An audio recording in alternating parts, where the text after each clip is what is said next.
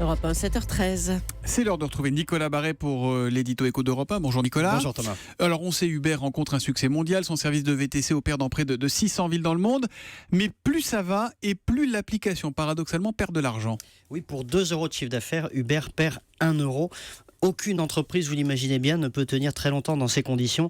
On est a priori au-delà du rationnel économiquement. Et pourtant, Uber se développe, étend son réseau, s'implante dans de nouveaux pays et son activité explose littéralement. Bon, mais alors combien de temps peut tenir Uber comme ça, sachant que la boîte a perdu près de 3 milliards de dollars l'an dernier, c'est ça? Oui, pour 6,5 milliards de chiffre d'affaires. Et encore, ces pertes n'incluent pas le milliard de dollars qu'ils ont perdu en Chine, où ils viennent de jeter l'éponge et de céder leur activité. Elles n'incluent pas non plus les coûts de nombreux litiges en cours, les sommes qu'Uber doit à ses salariés sous forme d'actions, également des achats de voitures, etc. Alors, est-ce que c'est tenable? Vous savez, les comptes d'Uber sont très partiels. Comme la société n'est pas cotée en bourse, on sait peu de choses.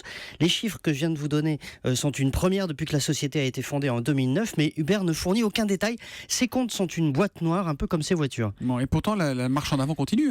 Parce que les financiers qui sont derrière Uber font le pari d'Amazon. Amazon a perdu très longtemps beaucoup d'argent avant de commencer à dégager des bénéfices il n'y a pas si longtemps, et bénéfices qui sont aujourd'hui très élevés. Le pari consiste à mettre énormément de moyens pour tuer la concurrence, quitte à vendre à perte, ce dont est accusé Uber sur certaines courses pour éliminer ses rivaux.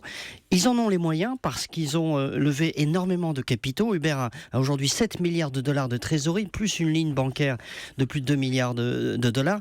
De quoi perdre encore beaucoup d'argent, le temps d'éliminer ses concurrents, de devenir incontournable et de se transformer éventuellement en cash machine. Ça a marché pour Amazon, ça reste quand même un pari dans le cas d'Uber. Un pari dont on verra donc d'ici quelques mois ou quelques années s'il est gagnant ou perdant. Nicolas Barret, directeur de la rédaction des Échos. À demain Nicolas.